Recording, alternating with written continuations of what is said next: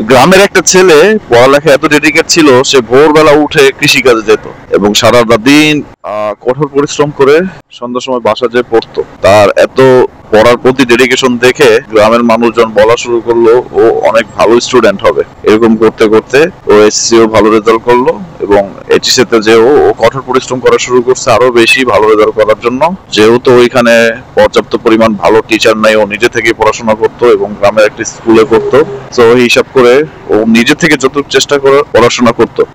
এরপর আসছে পরীক্ষা এসে পড়ছে সামনে। পরীক্ষা আসার পর সবাই গ্রামের লোকজন ওর এত ডেডিকেটেড দেখে পড়ার প্রতি সবাই বলতে লাগলো একটা অবশ্যই ভালো রেজাল্ট করবে, ভালো রেজাল্ট করবে। তো ওই হিসাব করে ও পরীক্ষাটা শেষ করলো। যেদিন রেজাল্ট আসলো যে ও সব বিষয়ে ভালো করছে, একটা সাবজেক্টে ও ফেল করছে। ফেল করার পর গ্রামে তো এটা জানেনি কি অবস্থা হয়, সব জায়গায় কথা চলে যায়। তো রাতারাতি কথা প্রচার হয়ে গেল ও একটা সাবজেক্টে খারাপ করছে। তখন ওর মনটা খারাপ, আর গ্রামের মানুষজন এটা নিয়ে ওরে একদম কথা শোনানো শুরু করে দিছে। আর পরের দিন সকাল থেকে যখন ও কাজে যায় তখনই প্রত্যেকটা মানুষ তারে বললে, কি রে পড়ালেখা করে কি করলি, লাভ হইলো কি এত কষ্ট করে পড়ালেখা করে, এত কিছু কইরা তুই পড়ালেখা করলি আর তোর রেজাল্ট এই অবস্থা। প্রতিদিন জানা দিত।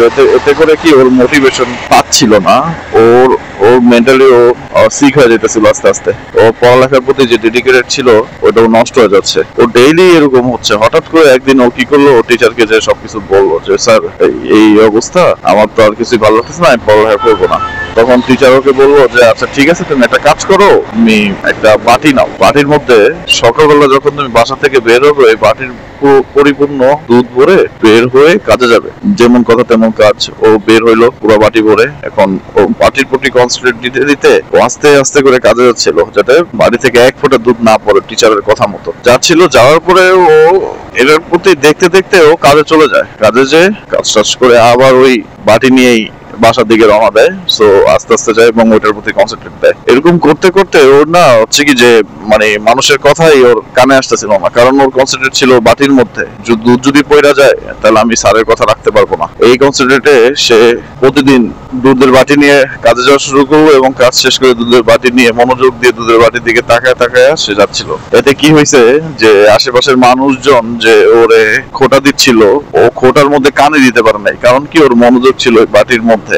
মোরাল অফ দ্য স্টোরি হচ্ছে, যখন আপনি কোনো কাজ করবেন, কাজ করে সফলতা পাবেন, তখন মানুষজন হচ্ছে আপনার একদম মাথায় তুলে নাচবে। কিন্তু এই সফলতার পিছনে যে আপনি কতটুকু কষ্ট করছেন, কতটুকু খাটছেন, এটা আর কেউ দেখবে না। দেখবে শুধু যে আপনার ফলটা। ফল দেখা মানুষজন করবে যে এটা আমার ভাতিজা, এটা আমার ভাগিনা, এটা আমার গ্রামের ছেলে, এটা আমার প্রতিবেশী। আর যদি খারাপ কিছু করেন তখন কেউ আপনার পরিচয় দিবে না, বলবেই না যে এটাকে। তো আমাদের বাংলাদেশের অবস্থাটা হয়েছে ঠিক এই অবস্থাতে আছে। যখন আপনি ভালো কিছু করবেন তখন দেখবেন কি আপনার আত্মীয় স্বজন বাইরা যাবে, সবকিছু আপনার বাইরা যাবে, আদর যত্ন বাইরা যাবে। মানুষজন আপনাকে নিয়ে বলবে যে এটা আমার বন্ধু, এটা আমার ভাই, এটা আমার ভাতিজা, এই সব কিছু বলবে। যখন আপনি খারাপ রেজাল্ট করবেন দেখবেন কি আপনারা কেউ দামই দেবে না, কেউ কারোর সাথে পরিচয় করাই দিবে না, কারণ কি আপনার ফলাফল শূন্য। এর জন্য মানুষের কথায় কান না দিয়ে আপনি যাই করেন, আপনার রেজাল্ট খারাপ হোক, আপনার কাজে সমস্যা হোক, আবার অথবা কাজে ভালো হোক, রেজাল্ট ভালো হোক, তো মানুষের কারণে আপনি আপনার জীবনকে থামায় রাখেন না। থামায় রাখলে কি হবে যে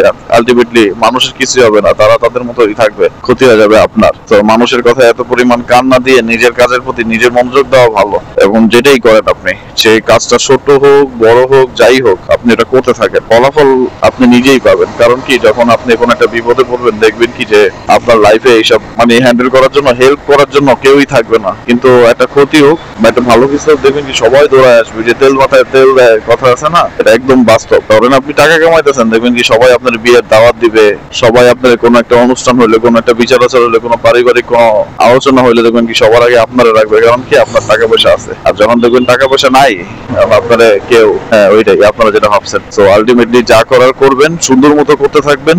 রেজাল্ট ভালো আসুক খারাপ আসুক কারো কথা কান দিবেন না, চালায় যাবেন। চালায় গেলেই দেখবেন একদিন সফলতা ইনশাল্লাহ আপনার তার প্রান্তে এসে দাঁড়াবে। সফলতা বলতে কি আসলে পৃথিবীতে সফলতা বলতে কিছুই নাই, আলটিমেটলি জিরো। আপনি যত কিছুই করেন দিন শেষে আপনাকে মরতেই হবে, আল্লাহর কাছে যেতেই হবে। সো ওই হিসাব করে চলে যাতে সুন্দরভাবে জীবন কাটানো যায়, সুস্থভাবে জীবন কাটানো যায়, সন্তান আত্মীয় স্বজন পরিবার নিয়ে যাতে ঠিক মতো থাকা যায়, এটার দিকে সবাই মনোযোগ রাখবেন, তাহলে দেখবেন আপনি সফলতা পাবেন। আমার মতে সফলতা হচ্ছে পরিবার, আপনি বৃদ্ধকালে যাতে আপনার ওয়াইফ, আপনার সন্তানরা আপনাকে ভালোবেসে যায়, আমার মতে সফলতা ওইটাই। টাকা পয়সা আর কয়দিন, যে কোনো সময় টাকা পয়সা আসবে, যে কোনো সময় টাকা পয়সা চলে যাবে।